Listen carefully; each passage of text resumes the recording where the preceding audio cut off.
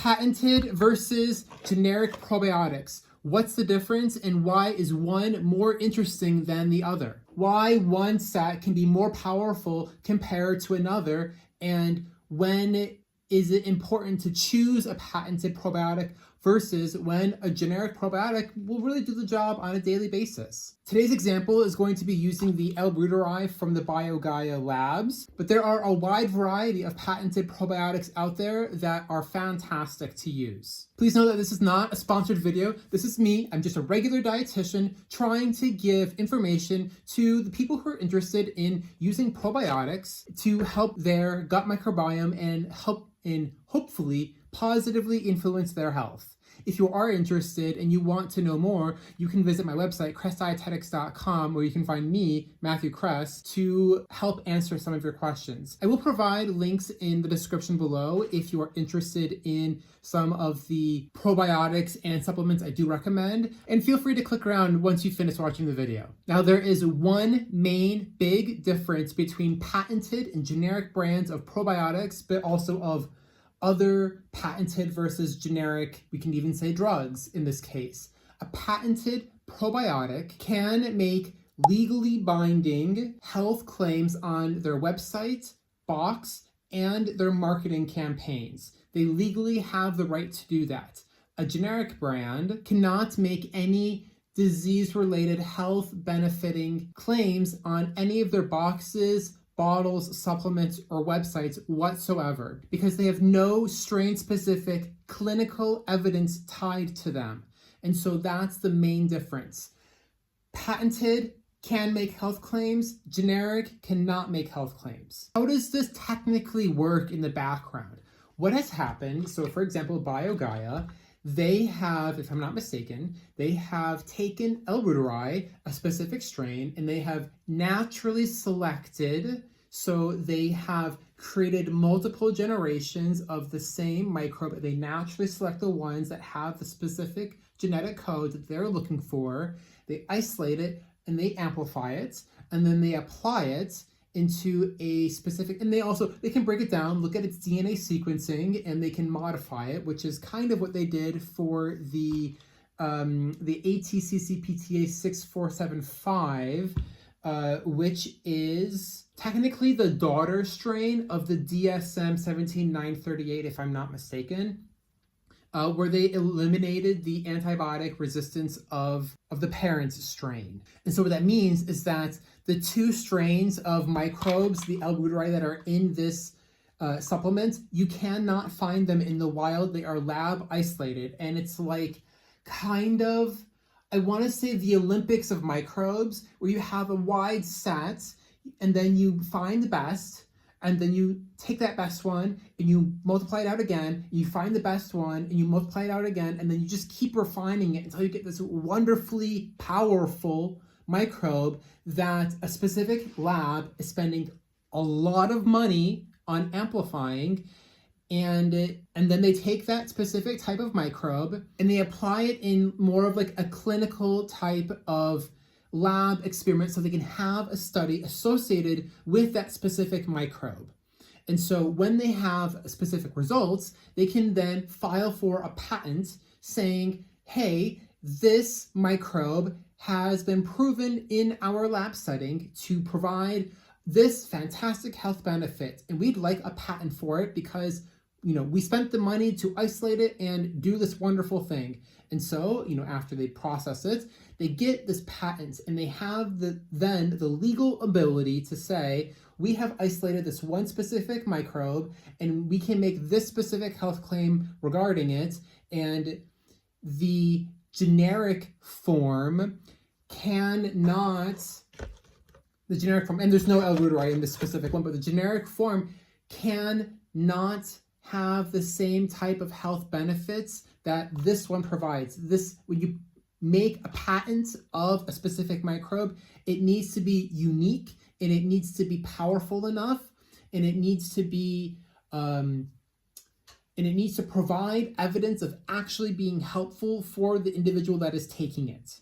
And so, how can you identify what a specific patented microbe looks like. When you go onto the box, you will see the microbe name, so L. reuteri, and then the abbreviations and numbers that follow are referred to as a strain code. And that strain code is it's your like license, it's your like ID card for that specific microbe. And so, for example, we have L. reuteri ATCC PTA 6475.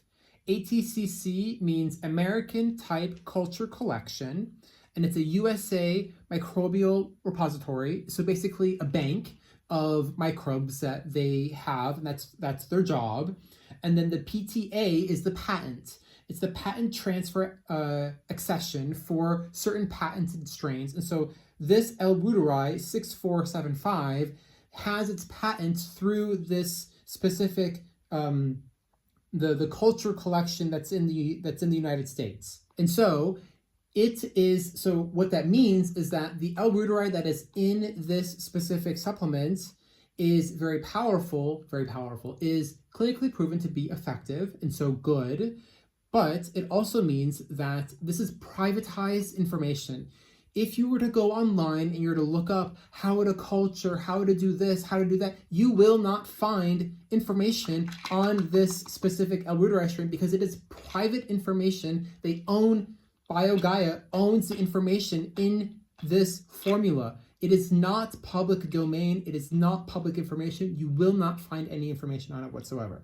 What you can do is you can find patent information, and you can go and you can type in to your little Google, L. reuteri, DSM, ATCC, PTA, whatever, and you can go to that patent page and you can scroll and you can look at the legal claims that they are allowed to make. And you can do this for any patented microbe. Now, what you do need to pay attention to is that when you have a non-patented microbe, a generic brand on this box, for example, they are not going to be legally allowed to make any health claims whatsoever. And if they do, there must be an asterisk saying the FDA has not proven this, or they have to make the claim that basically what they're saying is only marketing. They are marketing a non-clinical strain of a microbe and they are selling it. It is a marketing tool that they are using to help sell their product. If you do not have a patent on your microbe, you cannot make a legal claim on the microbe whatsoever. So do keep that in mind. And if there is a health claim, they legally have to make a statement at the bottom that it's marketing and it's not represented by the FDA or whatever health code you're under, depending on the country that you're in. Now, I'm not trying to be dismissive of generic probiotics. What I'm trying to do is I'm trying to set the expectations and make them clear, because as you go out into the marketing, you look at all of these things and you read all these labels, and it can be confusing. And for someone that doesn't know what they're reading, I'm trying to make it more understandable so that when you go and make a choice on the type of supplement that you want, you make an educated decision. And so when do generic probiotics come into play and how can they be helpful?